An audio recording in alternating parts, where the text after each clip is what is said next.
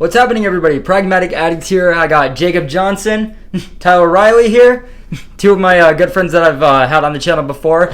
And this is a special video today. We are going to be talking about Halloween Kills. So Halloween Kills is the follow-up to the 2018 Halloween. That was a restart for the series, as a lot of people are calling it. It's ignoring all the other sequels, and it's a direct sequel to Halloween. Even though with the ending of Halloween and its story, this 2018 movie didn't make sense anyway. But fuck it, because that movie was actually pretty decent. It wasn't bad. It wasn't bad. It was well written. It was fun. It had comedy that worked. And for a Halloween film, it was like, wow, it's been about 25 years. Good job. So when I heard that this was going to be a trilogy written by my boy Danny McBride, I was like, dude, count me in. So I didn't think that Halloween was, the best Halloween movie in the series, but second best. And when I again heard that Halloween Kills and Halloween Ends were, going to be coming in the Octobers after, being what was sounding like a final trilogy, final conclusion with Laurie Strode from Jamie Lee Curtis and Michael Myers, I was in. The plot that we have here is that it starts off not directly after the events of 2018, but it starts off in the same night. This movie takes place in the same time frame as Halloween 2018. It starts off with, I'm going to try and spoil this as less as possible, but it starts off with Allison's boyfriend Cameron, his character coming into the picture and patching things up on his side with the film that had taken place in 2018. And then it goes on to, it kind of shifts in between character phrases from Cameron's character to Allison to Laurie Strode's character for whatever fucking character she had in this movie. So there are definitely some nitpicks with this movie. Right, I'll let Jacob go first. He's more positive. I like how it showed sense of community in the town that it took place in. Like they really had that heart to it. Like they were sticking together. But my problem with it was it kind of took away from, completely from what the first movie was. The one problem with it I had was there was not enough character development. Before I let Tyler roast this film, I'm just going to say I kind of agree with you. I'm not going to say I dug the idea, but I accept the idea. I'm like, okay, he's back in Haddonfield where the movie takes place. Again, this is follow-ups to the 70s Halloween, and it show, what I kind of did like about this movie is that not only does it shift between other points of views and forward into the story of what we're seeing, but it also does these kind of flashbacks that it tries to do that. It tries to be reminiscent of the 70s Halloween. It tries to do the cinematography and the atmosphere and the tonal structure in that kind of development. So you see characters from the 70s that were once kids that, are now back in this film, 30, 40 years later. And, the effect that Michael had on these characters and how, it's really not even just about Laurie Strode against Michael at this point. It's everybody that was victims and, during that time of Haddonfield, going around and finally putting an end to Michael. So I thought it was the next right logical step. Laurie Strode's going forward. Her family is now on her side. Another massacre broke out in Haddonfield. The town is starting to, man up and go against this and put this fucking curse to rest. I dug that. But what I didn't dig is that this film does not know what it wants to do. Not only does it bounce between characters, it bounces in between characters and locations that don't matter and story structure that isn't necessary, and it makes people that you would expect to be the center of this film, like Laurie Strode, she is not a main character in this. She's not a main character. Anthony Michael Hall is more so the main character, which is a character from Halloween that we didn't really give a shit about or really even remember up to this point. He's gonna roast the hell out of Oh, Jesus Christ. I'm out of here. Alright. Here we go. I want to be in the line of fire here. Alrighty. Like, One thing I can say, the music is amazing. Oh, in this. dude, I was banging. There's like a Oh. certain part where like the drums come in Dude, really, really good. A mosh pit was gonna break out in that theater if they didn't stop. Yeah, with it the was score. great. And that's it. That's the only good part of this entire movie. This is a movie that wants to be Rob Zombie's Halloween and then wants to evoke the classic Halloween movies. And by doing that, they completely lose whatever fucking semblance of a plot they even Yes. had. It, like, David Gordon was like, we'll take Rob Zombie's goriness. We'll take Halloween 78 structure. And people are like, alright, what about the story and the scares? Nothing. Flip a coin. Fan service.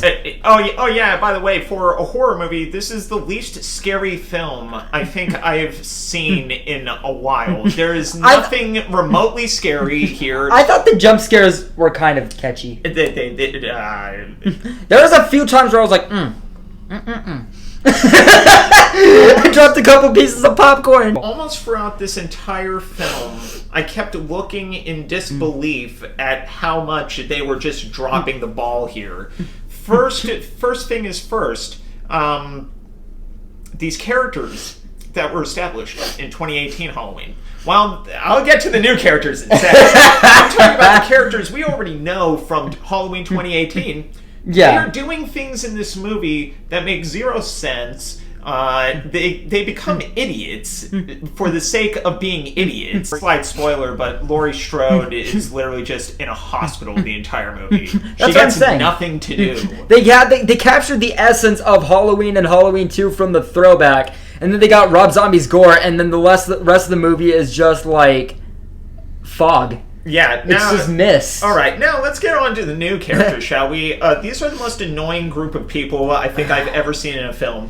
These are people who just chant over and over again, "Evil dies tonight," and then like there's this big scene later on where the mob starts to increase and things are supposed to be getting tense and you're supposed to be, on the edge of your seat. And literally, I was looking over at Stuart and going, why is this happening? What does this have to do with anything? And then so okay, that gets the new characters out of the way. Now the story, this is one of the worst written films I think I've seen in a long time. This is a film that is trying to convince you so hard of its message against mob mentality.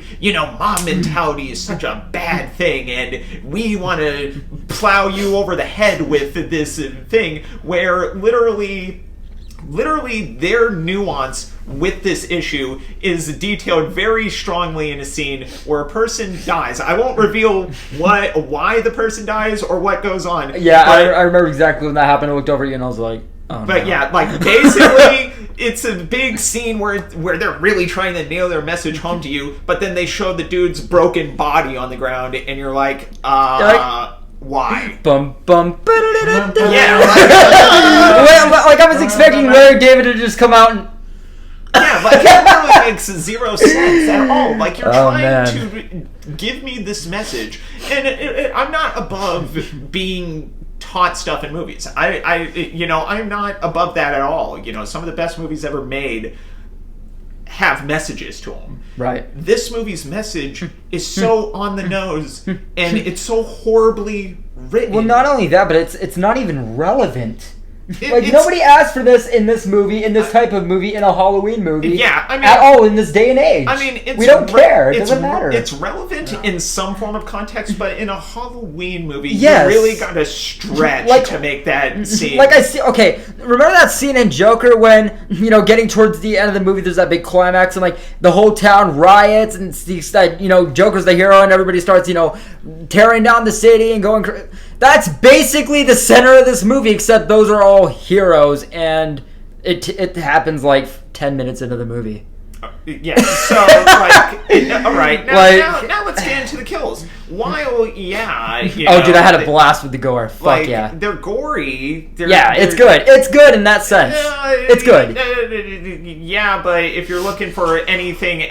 remember when Michael Myers in the original Halloween would just stab a guy and pin him to a door, and that was it? Oh, dude, me and Jacob were talking about this in one of our last reviews.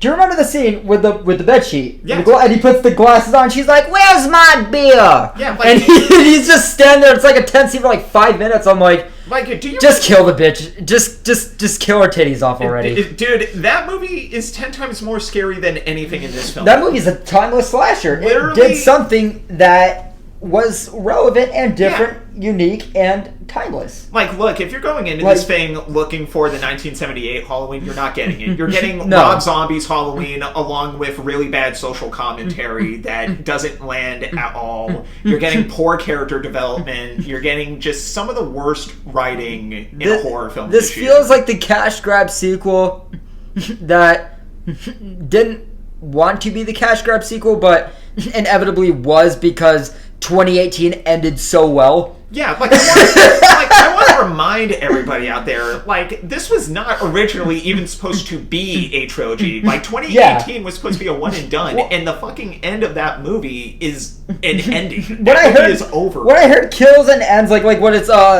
game plan was, like, it was gonna finish off the saga between Curtis and Myers, I was like, fine, David Gordon Green, hell yeah. And barely. The first one was solid. Barely. And then this one, I'm just like... barely even threads the needle. I don't hate this movie.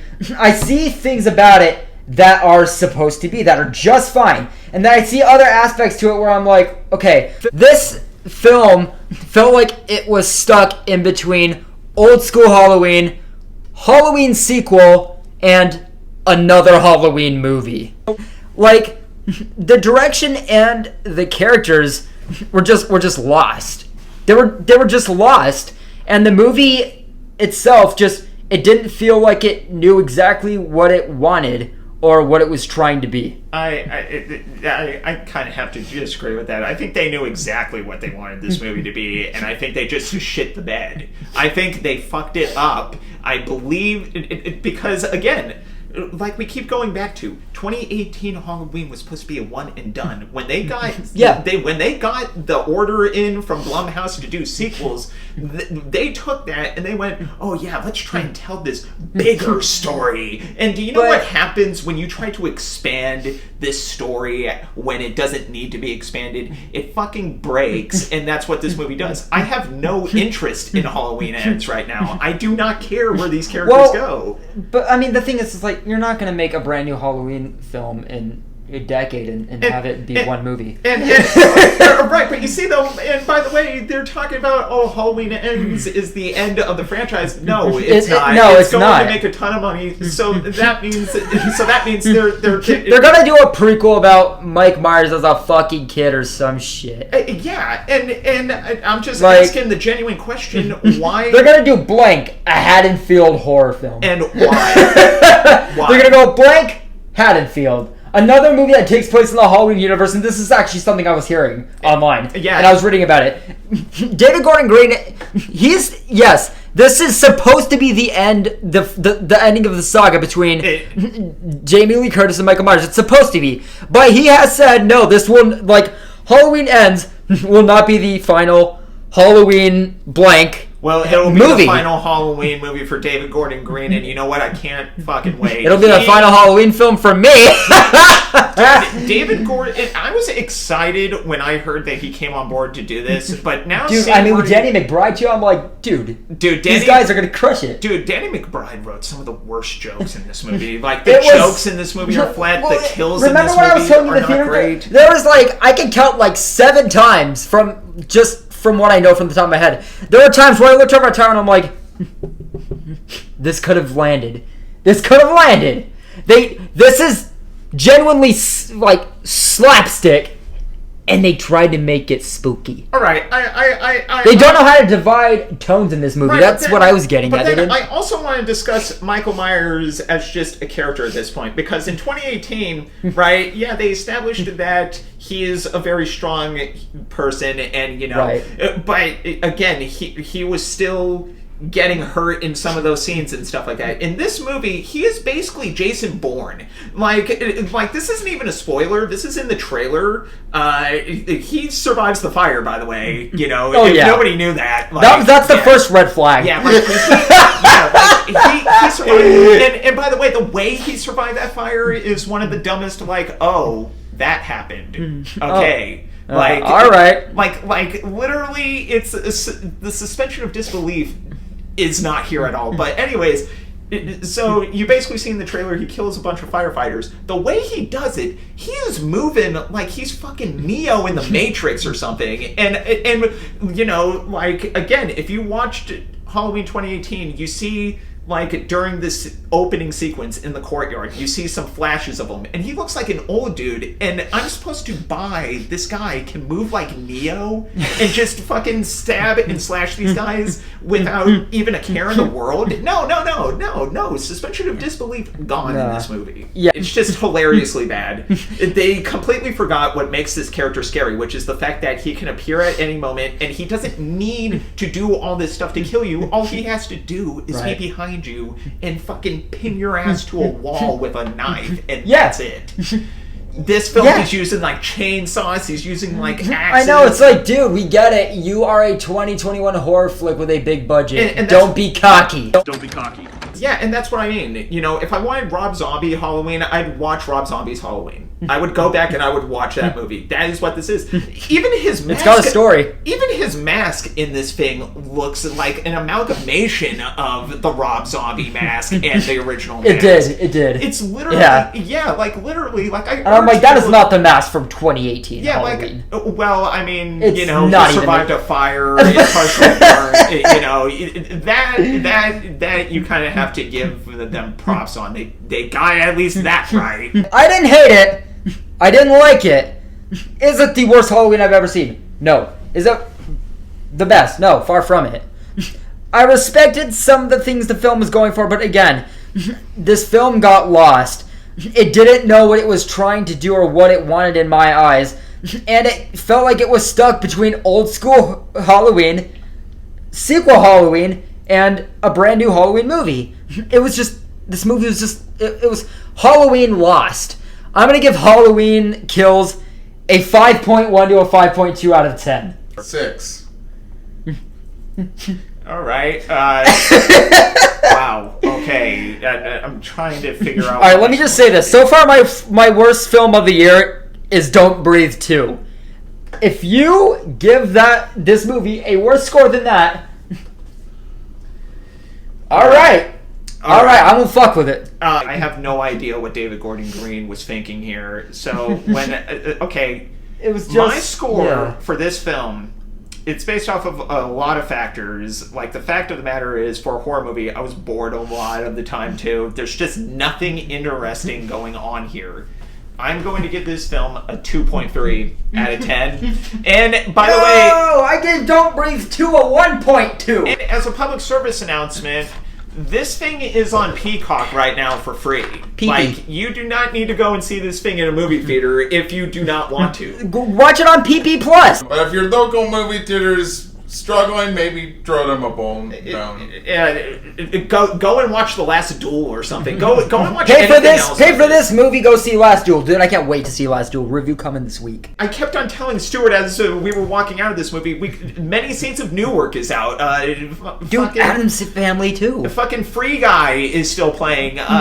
There's some films that I didn't even Addams Family too. There's films that I didn't even know existed that are playing, like Bergman Island, Ingmar Bergman. Guys. Addams Family 2 is probably a more Halloween movie than this one is. Or No Time to Die. Go watch it. Go watch James Bond's finale. That thing is great. Y'all seen Lamb? Lamb. What's another one? There's like a ton that are out right now. There is any other film than this. I understand it's Halloween. You can watch great horror movies at home or anywhere. You do not need to watch Halloween Kills in a movie theater. If Halloween Ends is good, go back to the movie theater. But this film, damn Skippy. You do not need to spend $14 fucking dollars to watch this thing. It's not worth your money. It doesn't even have for a film that is leading into a third movie. It doesn't even have a good conclusion for the second movie. There is zero. I'll see Halloween Ends, but I'm not doing any more after that. I think I'm pretty much done at this point, unless and if that trailer's really good. But yeah, man, I feel like David Gordon Green is taking this thing. Give me a carrot. It's wabbit season. So, yeah, speaking of the Halloween season, we are going to be reviewing Teeth at some point. Yes. Have y'all seen Teeth? Have you guys seen Teeth? My Lane's favorite movie. And you know, it was funny because I was like we should just review like sex horror films, but I've already reviewed It Follows, Titane. We wanted to go see Titane. Is that what it is? Or Titane? We wanted to go see Titane, but we could not find it at a theater near us. Yeah. So we were like, hey, Teeth! Dude, have you not seen Teeth? If you are not seeing Teeth, you are not doing October right. Man, Stuart, isn't that emblematic of our film culture today, though? Like, a film like Titane, it gets no viewership, but a film like Halloween Kills is probably going to kill the box office this weekend. Doesn't that depress you a bit? That a film that looks genuinely insane and it is probably, good. Halloween Kills the box office.